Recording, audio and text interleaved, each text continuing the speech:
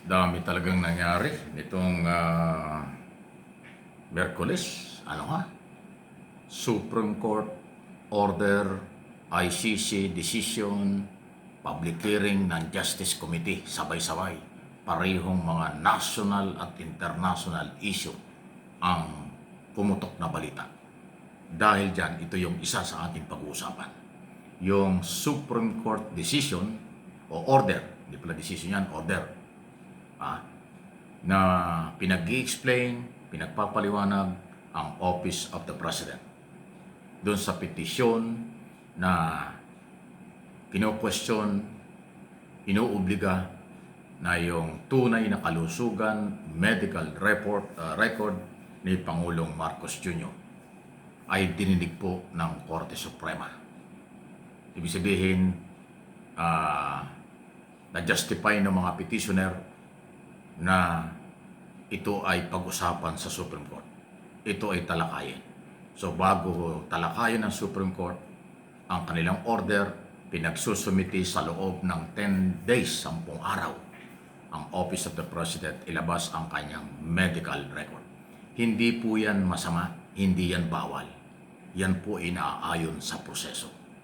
Lahat po tayo ay entitled magpetisyon kung meron kayong ground o basihan before Supreme Court.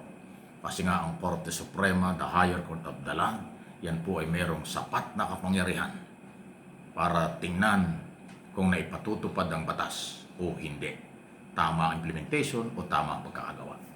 Hindi lang salitang batas, kung hindi lahat ng batas.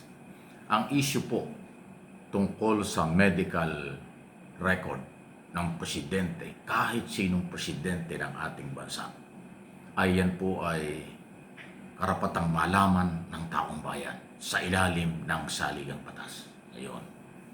Pero dahil sila'y nagpetisyon sa Supreme Court, karapatan nila yon. Sabi ng Supreme Court, sige tingnan natin.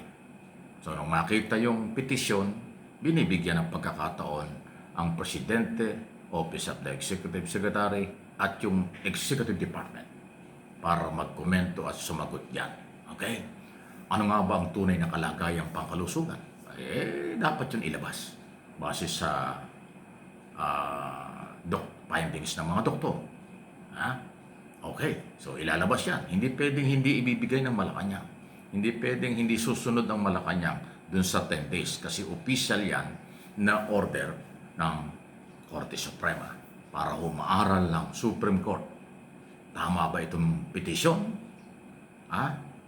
Or tama rin ba ang ipinipetisyon? Kaya nga timbangan sila ng katarungan. So sa ngayon, hindi pa natin malalaman kung sino ang tama. Yung court order, yun po ay normal lang. Yung Supreme Court order, laging normal lang yan na pakinggan at tingnan ng komento ang kabilang panig. Tanggap sila ng tanggap ng mga petisyon, natural, yung kabilang panig ay gusto nilang pakinggan. So, wala pang nananalo dyan. Yan ay proseso pa lang. Ang magsasabing nanalo na yung petitioner, pambubudol yan. Pag sinabing nanalo din ang Malacanang dyan, sa isyong yan, budol din yun. Kasi wala pa ron. Proseso ang pinairal ng Korte Suprema for your information, for education. Okay? So, pag na-justify ng Malacanang, maganda ang kalusugan, maganda ang medical record ng ating Pangulo, ay di wala silang problema. Supreme Court na ang bahala dyan kung ano kailang gagawin. So isa ho yan sa malaking balita na kasabay sa hearing sa ICC, hearing sa Kongreso at ICC decision. Di ba yung nangyari sa Supreme Court? Sa ICC, inako ng ICC na sila mayroong jurisdiction kay Duterte, kaya tuloy-tuloy na yan. Ito namang sa Committee on Justice ay naputukan ng mga bank transaction. Marami hong inisulmiting dokumento at pagpapatunay ang iba't ibang ahensya ng pamahalaang ipinatawag, sinomon, BIR, SAL and record ni Vice President at Anti-Money Laundering Council, testimonya ni dating Senator Trillanes, BIR official na doon at saka Security and Exchange Commission. So na-establish po yung mga dokumento, na-establish na po yung mga connection, na-establish na din po yung mga posibleng negosyo, pinaggagalingan ng pera at kung saan ang galing ang pera at kung ano. Ang nakakalula at nakakagulat lang, bakit walang idiniklarang cash or pera doon sa kanyang Statement of Asset and Liabilities? Abnormal yun. Meron kang 88 million asset, wala kang cash kahit na piso. Mula 2019 hanggang 2024, sinadyang hindi magdeklara ng cash. Kaya aduda-duda. Tapos ngayon, sabi ng AMLA, Anti-Money Laundering Law at Anti-Money Laundering Council, na merong mga malalaking volume, daan-daang milyon bank transaction. So may pera sa bangko, pero walang deklarasyon sa SALN. Something wrong. Sinadya, may iniiwasan, may itinatago. Yan ang pwedeng maging conclusion yan. Pero gano'n pa man, lahat yan ay gagawing ebidensya pagdating sa trial dun po sa Senado. Kaya ako sigurado, ako naniniwalang 95% na makakarating ang article of impeachment sa Senado. Dahil hindi sumasagot, ayaw sagutin, binabaliwala ni Duterte, ni Sara, ni Inday ang Committee on Justice. So baka katulad din yan ng ICC. Ang ICC meron jurisdiction kay Duterte. Ang Justice Committee at Kongreso meron din jurisdiction sa impeachment complaint ni Sara Duterte. So yan po yung umiiral na batas, national at international na paghahanap ng katotohanan. Katotohanan kailanman hindi pwedeng pagtakpan. Katotohanan pag pinagtakpan, mayroong political at personal interest lang.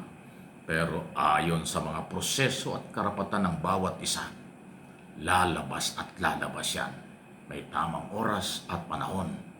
Ang katotohanan, kasunod dyan, pananagutan, responsibility and accountability.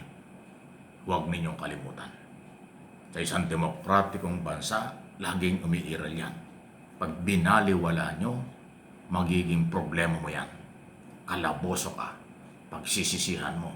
Pag nakalimutan mo ang responsibility, sa gobyerno pa, transparency, responsibility, and accountability.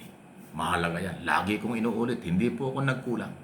Laging inuulit-ulit ko kung yung re-reviewin ng aking mga pinagdaan ng mga video at topic. Yan ay lagi kong binabanggit. Katulad din ito, babanggitin ko na ulit. No one is above the law. Ignorance of the law excuses no one.